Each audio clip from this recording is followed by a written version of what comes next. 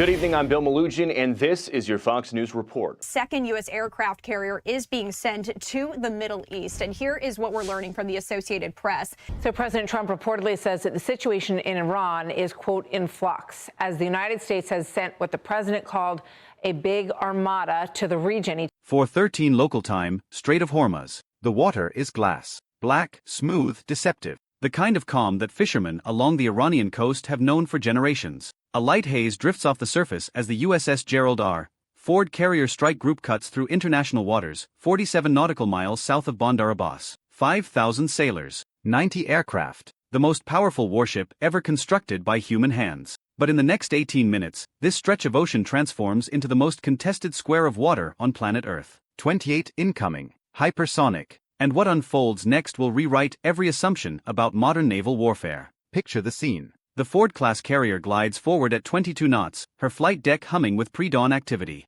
F-35C Lightning IIs sit chained to the deck, their stealth coatings absorbing the dim red lighting. Inside the Combat Information Center, Captain Marcus Holloway nurses his third coffee of the watch. Around him, the strike group stretches across 40 miles of ocean. Two Arleigh Burke-class destroyers, the USS Bainbridge and USS Mason, the Ticonderoga-class cruiser USS Normandy, the Virginia-class submarine USS Indiana, lurking somewhere below at a depth only 3 men aboard actually know. Each vessel networked through cooperative engagement capability, sharing radar pictures across millions of cubic miles of airspace. Now imagine you're a sailor on the Bainbridge's bridge wing. You smell the diesel, the salt, the faint hint of jet fuel drifting from the carrier. You see lights twinkling on the Iranian coast. Bandar Abbas, Keshem Island. Hormuz Island itself, ancient and brooding, sitting like a sentinel at the world's most strategic chokepoint. 40% of global seaborne oil passes through these waters. The stakes here aren't abstract. They are written into every barrel of crude, every gallon of gasoline, every economy on every continent.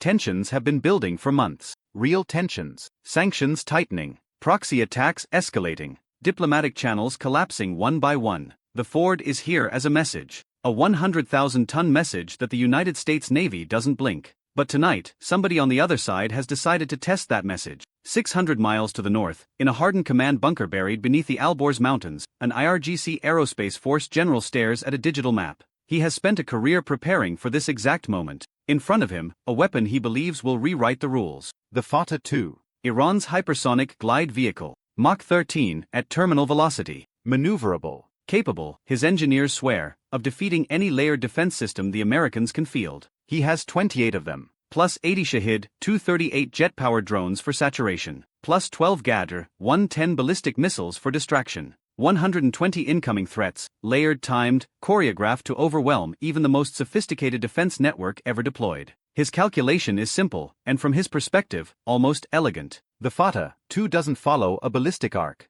It glides. It maneuvers. It defeats prediction. American defenses, he believes, are built around tracking predictable trajectories. Strip away predictability and the entire architecture collapses. One Fateh 2 hitting the Ford's flight deck. That's all he needs. One hit. One image of an American supercarrier burning in the Gulf, and the geopolitical balance of the entire region shifts. Oil markets shatter. Allied confidence evaporates. Decades of American naval supremacy crumble in a single news cycle. He gives the launch order at 0349. But here's what they got wrong. Here's the flaw in their thinking, the gap they never closed. The Iranian general assumed the American defense network was reactive. He assumed it would see the missiles after launch and scramble to respond. He never understood that the United States Navy had been watching his missile bases for 9 months straight. Every truck movement, every fuel transfer, every personnel rotation. Spurs satellites in geostationary orbit, infrared eyes unblinking. NRO Topaz radar satellites mapping every revetment.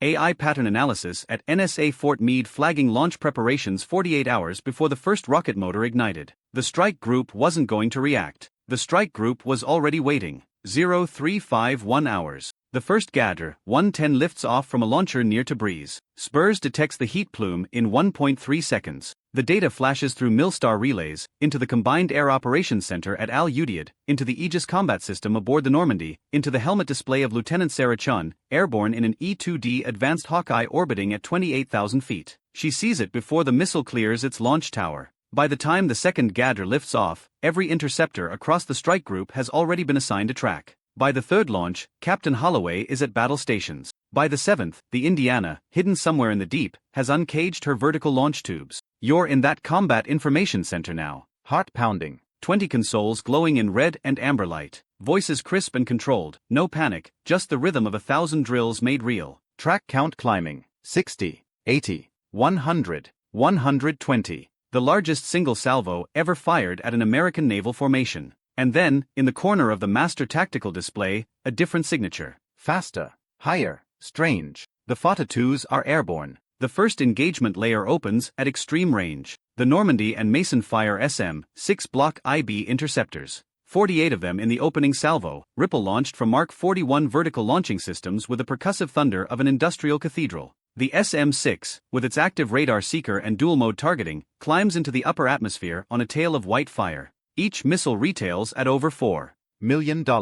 Tonight nobody is counting cost. Tonight cost is irrelevant. At 0354, the first Gadr-110 disintegrates over the Iranian coast, struck by an SM-6 traveling Mach 3.5. A flash. A blossom of debris falling into empty desert. Then another. And another. The dance has begun. But this is just the opening movement. Above the strike group, 4 F-35C Lightning IIs from VFA 147 are already vectoring north. Their APG-81 radars sweep the sky in low probability of intercept mode, painting Shahid drones with passive precision. The lead pilot, callsign Ripper, sees 40 contacts on his helmet display. He selects AGEM-260 JTM missiles, the next-generation air-to-air weapon designed for exactly this saturation scenario. Range, 200 kilometers. He fires 4. He fires 4 more. The Lightnings sweep west, and within 90 seconds, 16 Shahids are smoking pieces of debris falling toward the Iranian coast. But the Fata-2s are different. You're watching the radar plot now. 28 contacts skipping along the upper atmosphere at Mach 13. They glide, they jink, they refuse to behave. The first SM-6 misses, then a second, then a third. The Iranian general, watching his own monitors, allows himself a brief, terrible smile. He was right. And then the Indiana speaks. From somewhere beneath the Gulf, the Virginia-class submarine launches a salvo no one outside her control room knew was loaded. Conventional prompt strike. American hypersonic. Common hypersonic glide body, riding a 2-stage booster, deployed in this scenario from the modified Virginia payload module. 8 of them. Targeting not the missiles, but the launchers. Every transporter erector launcher the satellites had been mapping for 9 months. The general in his bunker watches the icons of his own forces blink out one by one. Fata-2 launch site Alpha. Gone. Site Bravo. Gone. Site Charlie. Gone. And meanwhile, the Normandy and Mason are not done. The SM-3 Block IIA, designed originally for ballistic missile defense, has been quietly upgraded with software that the Iranian general did not know existed. The new tracking algorithm, fed by data from the F-35's distributed sensor network, no longer needs to predict. It uses real-time data fusion to chase. The first Fata-2 dies at 0358 hours, struck in the upper atmosphere by an SM-3 that tracked its glide path through 3 maneuvers. Then the second, then the third. But 3 penetrate the outer layer. This is where the inner ring activates. The Bainbridge maneuvers hard to starboard, her 4-acre flight deck of a destroyer slicing white wakes through black water. Her SBY-6 radar, the newest air and missile defense radar in the fleet, reaches out and grabs the surviving Fata-2s. 35 times more powerful than the legacy Spy-1. She fires SM-2 Block IICs in a continuous ripple. The Mason joins. ESSM Block 2 streak from both ships in a cone of intercepts, miniature missiles burning through the lower atmosphere. 2 of the 3 Fata-2s die at 25,000 feet, broken apart by kinetic impacts traveling at combined closing speeds of Mach 16. 1 survives. You're on the Ford's bridge now. Captain Holloway's voice cuts through the tactical net. Calm. Almost bored. He has practiced this for 30 years. The last Fata-2 is 6 seconds out. The Phalanx CWS on the carrier sponsons spin up, 20mm Gatling barrels accelerating to 4,500 rounds per minute. The newer Mark 49 Ram launcher requires 2 rolling airframe missiles leap from their box launcher with the crack of solid rocket motors. The Fata-2, descending now at Mach 8 toward the carrier's flight deck, meets a wall of tungsten and explosives at 4,000 feet. The detonation lights the pre-dawn sky like a second sunrise. Debris rains across 2 miles of empty ocean. The Ford never alters course. 43 seconds. That's how long the inner layer engagement lasts. Less time than it takes you to read this paragraph aloud. Now the Shahid swarm arrives. 80 drones, jet-powered, low-altitude, designed to saturate. They meet the Lightnings and a wall of point defense. ESSMs from the destroyers, 20mm from the Phalanx mounts. Even the F-35CS swing back through, expending the last of their ANM-260s and switching to ANM-9X sidewinders for close-in work. The drones die in clusters of 2s and 3s, each detonation a small flower of fire over the dark water. By 0405, 68 Shahids have been destroyed. 12 more are chased back toward the Iranian coast and shot down by F-35 as scrambling out of Al Dhafra Air Base in the UAE. The defense is done. The defense was, in retrospect, never in doubt.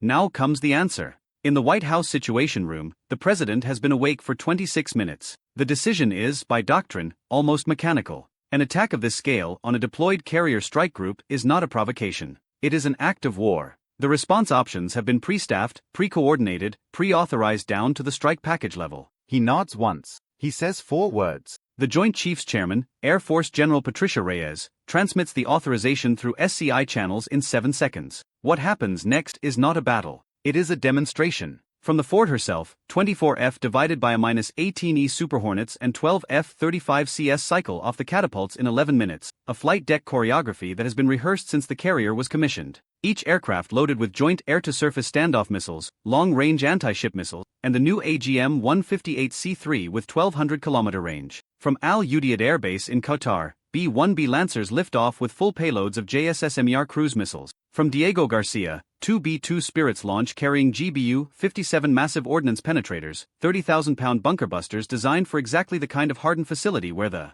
Iranian general is currently watching his career, his cause, and his country's deterrent collapse in real time. From the Indiana and a second Virginia-class boat operating in the Gulf of Oman, 56 Tomahawk Block V cruise missiles flush from vertical tubes. From 4 additional destroyers and 2 cruisers stationed across CENTCOM's area of responsibility, another 112 Tomahawks join the swarm. From Aviano Air Base in Italy, F-15EX Eagle II liftoff carrying AGM-158B-2 cruise missiles, transiting through Saudi airspace under prearranged overflight permissions activated by a single phone call. The total, over 600 precision weapons, targeting 147 verified Iranian missile production facilities, command bunkers, IRGC Aerospace Force headquarters, hypersonic research centers, and every transporter erector launcher the National Reconnaissance Office had catalogued in 9 months of patient surveillance. For every 1 Iranian missile launched tonight, 5 American precision weapons answer. You're watching the strike unfold from the perspective of an analyst at CENTCOM. Screens covering an entire wall.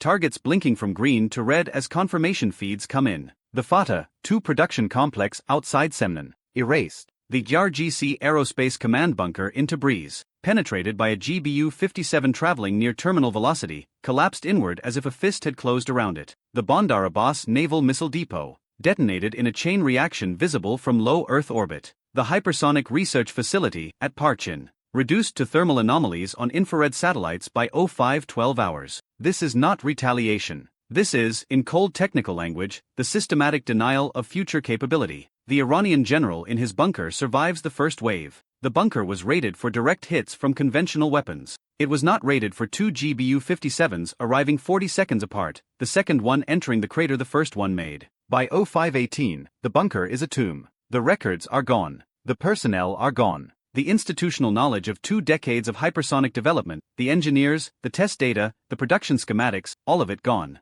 By 0631 hours, the operation is complete. Final tally. 28 Fatah, 2 hypersonic glide vehicles launched. 28 intercepted or rendered moot by source destruction. 12 Gadr, 110 ballistic missiles launched. 12 eliminated. 80 Shahid, 238 drones launched. 80 destroyed. American casualties aboard the strike group, 0. American aircraft losses, 0. Iranian missile production capability, reduced by an estimated 84%. Iranian hypersonic program, set back by an estimated 7 to 9 years. Strategic balance in the Persian Gulf, shifted decisively. 2 hours and 44 minutes. Less time than a feature-length film. In that span, Iran's most ambitious military program of the 21st century ceased to exist as a credible threat. Could you process that pace? Could you make the calls Captain Holloway made? Could you sit in that bunker and watch your life's work erased in less time than your morning commute? Here is the lesson, and it is not the obvious one. The obvious lesson is technology. American hypersonics are real now. American sensor fusion is the most advanced on the planet. American doctrine of integrated, layered network defense actually works against the threats it was designed to defeat. All of that is true. But the deeper lesson is patience. The Iranian general thought he was launching a surprise attack. He was, in fact, the final actor in a play whose script had been written 9 months earlier. The United States had watched, catalogued, planned, prepositioned, pre-authorized, and waited. The strike that followed was not improvised. It was triggered. There is a profound difference between the two, and that difference is what separates a superpower from a regional actor with delusions of parity. Hypersonic missiles are not magic. Saturation attacks are not unbeatable. Surprise is not achievable against an adversary that has already mapped your entire kill chain. The Iranian general's mistake was not technological. His mistake was strategic. He believed he was the hunter. He was, the entire time, the prey. The Strait of Hormuz remains open. 40% of global oil keeps flowing. The USS Gerald R Ford continues her patrol, her flight deck operations resuming at 0700 hours as if the previous 3 hours had been a particularly intense exercise. To the sailors aboard, in some sense, that's exactly what it was. Training made real. Doctrine validated. The terrible, expensive, decades-long American investment in integrated air and missile defense, redeemed in a single morning over the Persian Gulf. Somewhere in the Pentagon, an analyst updates a single line in a classified assessment. The Fateh-2 hypersonic glide vehicle, previously rated as a credible anti-ship threat, is reclassified. The new rating is unsentimental and final. Defeated. What does this scenario reveal about the future of naval warfare? Is the era of the supercarrier truly threatened by hypersonic weapons, or have we just witnessed the answer to that question? Drop your analysis in the comments. I want to hear which moment in this scenario you think was the real turning point. Was it the Indiana's hypersonic strike on the launchers? Was it the Spurs detection that triggered the entire response? Or was it the 9 months of patient intelligence gathering that made everything else possible? Let me know below. And if you want more deep dive military scenarios like this one, hit that subscribe button and ring the notification bell. Strategic analysis drops every week. I'll see you in the next one.